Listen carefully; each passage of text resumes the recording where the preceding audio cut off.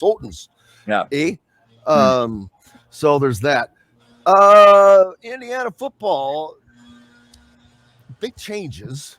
Rod Carey, again, moved into a different role. They keep moving him back to whatever he's actually doing and then back into a new role.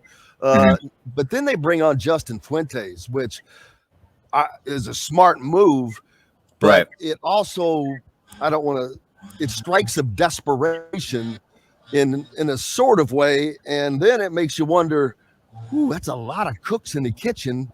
If there is success, boy, there's going to be all kinds of questions next year. Yeah, but I mean, if there's success, they'll be fine. The bigger issue is if there's not success, they'll all be looking for jobs. And that's honestly the. But they signed Rod Carey to a 3-year contract, right? I guess so. Yeah. I know it's not, which is odd to me. Yeah, it is to me too. I mean, I think frankly, one thing it does is it adds more buyout money and says, okay, if you're getting rid of all of us, you're going to have to pay Rod, a decent amount of money on top of what you already had to pay Tom Allen. Or you're forcing if there happened to be a new staff, you're going to force him upon them. You're not. No, you're not.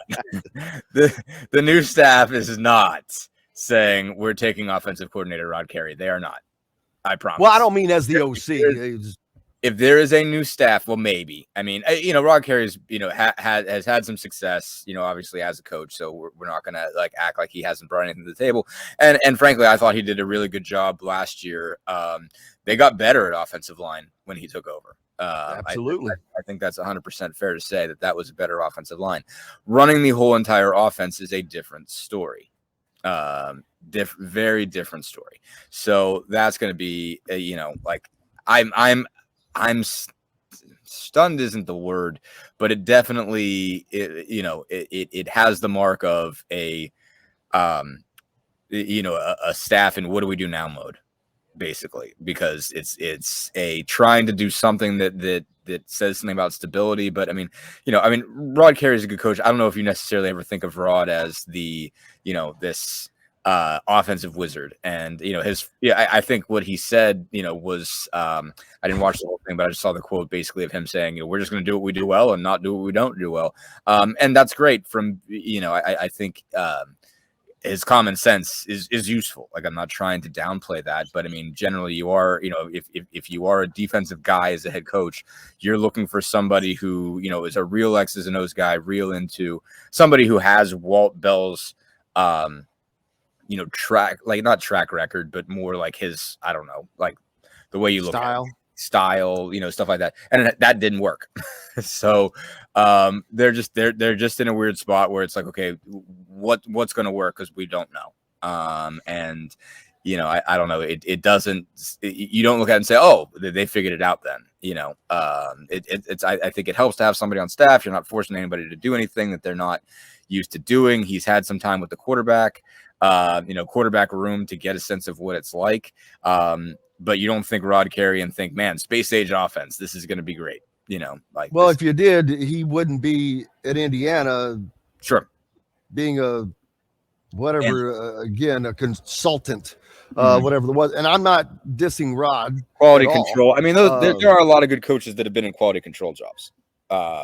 I think Mike Elko was in a quality control job in the not too distant past, and he's doing great stuff at Duke. I mean, obviously, coaching isn't always a straight line as far as moving up that ladder, and you end up in positions, you catch a tough break somewhere, you get buried, and you end up in one of these gigs, but then you get back at it and you can end up being a head coach and end up being great. I mean, there's a lot of coaches who have been fired who go someplace else and are successful, and that doesn't even mean that Walt Bell won't and catch a break someplace else, but like at UMass.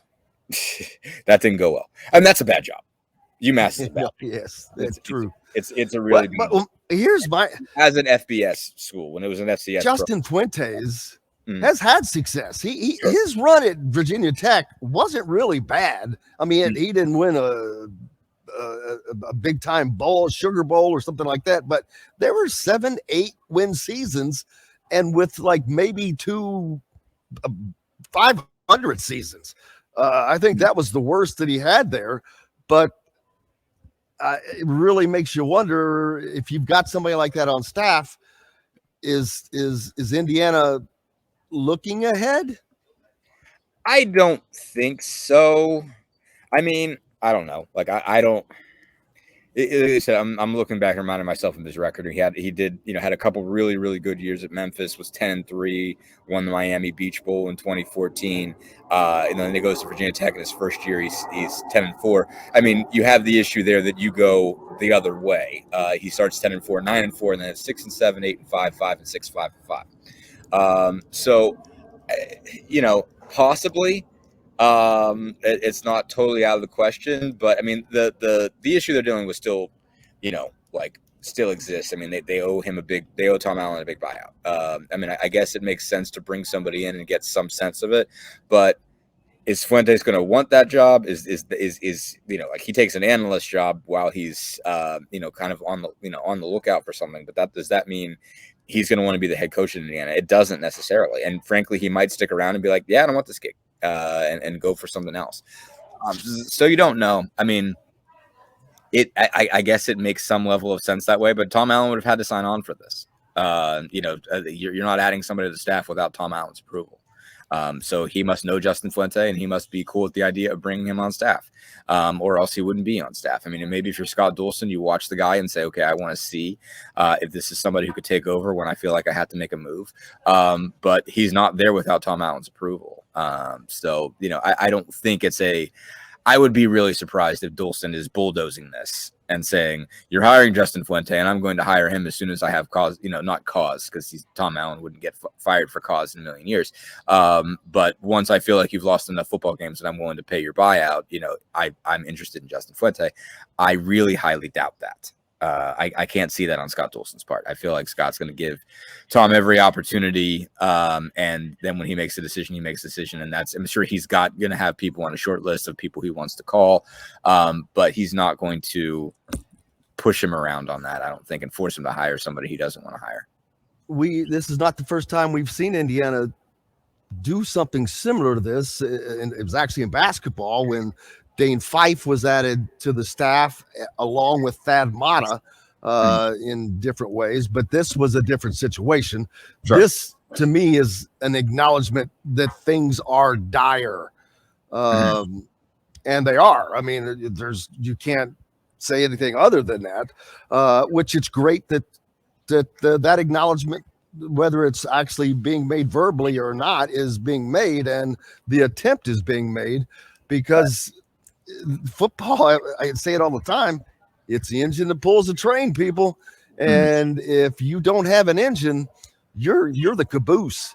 And that's not where you want to be in the new world of football. That's not where you want to be in the new Big Ten. The teams that are coming in are all incredible right now. They're 3 out of the 4 top offensive teams in the country.